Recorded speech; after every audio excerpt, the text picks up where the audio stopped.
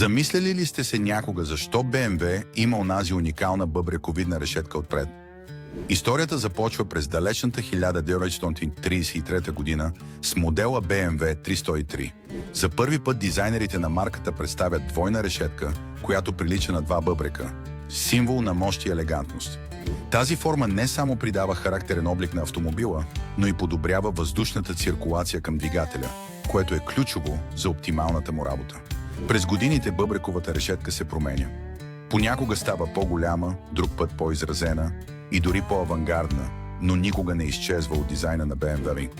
Тя се превръща в визуален подпис на марката, разпознаваем по целия свят и символ на качество и иновации.